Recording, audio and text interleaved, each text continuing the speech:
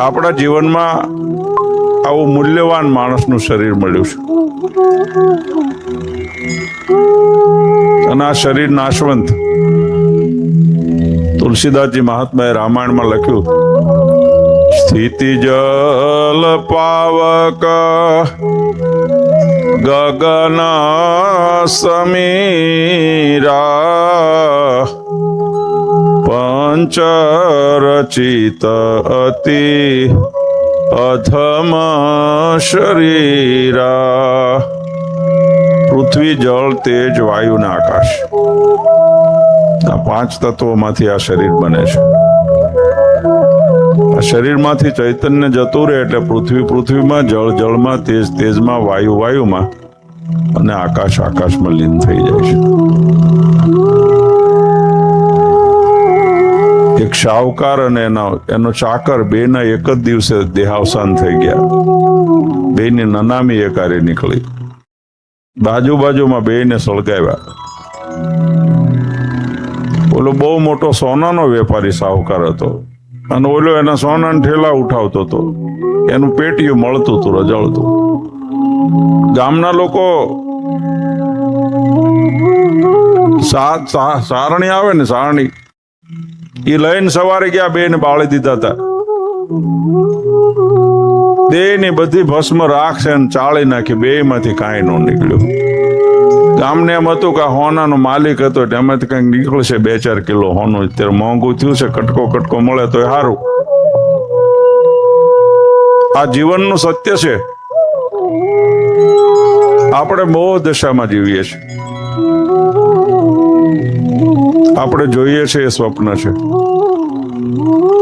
રાત્રે સુઈ જાય અને સ્વપ્ન આવે ને, એ નાનું હોય, આ મોટું સ્વપ્ન છે. સંમિલને નયન યો નહીં કિંચિત અસ્તિ. આંખો બંધ થઈ જાય એટલે આ બધું બંધ થઈ જાય. આંખો બંધ કરવાથી દ્રશ્યનો નાશ નથી થતો હો, આંખો જ બંધ થાય છે. એમાં આપણા જીવનમાં અક્ષરાન સ્વામી જેવા સંતોએ સરસ દ્રષ્ટાંતો આપ્યા છે. આ નજરે દેખાય નહીં સ્વપ્ન છે.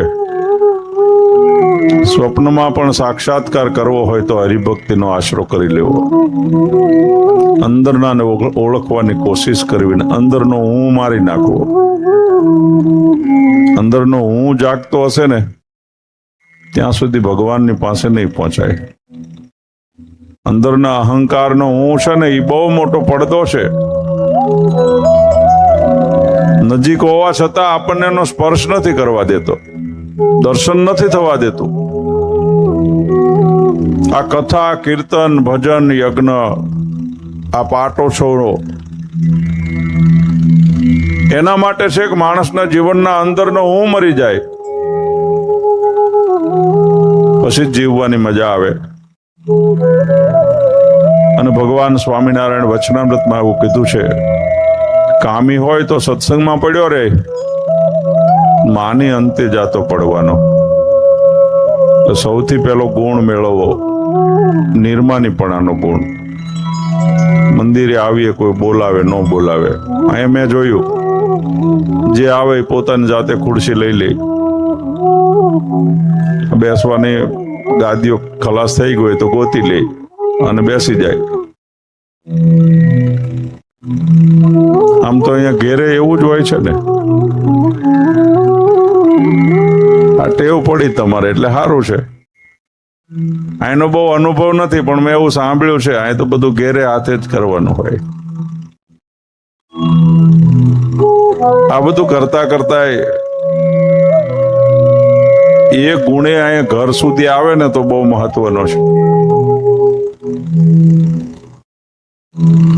નકર ઘરમાં આપણને ભાવ અભાવ નથી બહુ લાગતો, મંદિરમાં ભાવ અભાવ બહુ લાગે છે.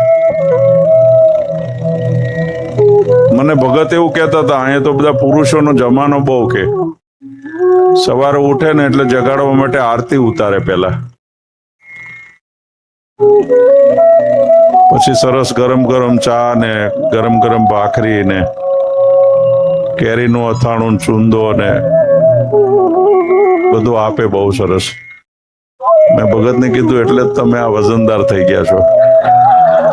તો બધા કેવા ખુશ થઈ ગયા.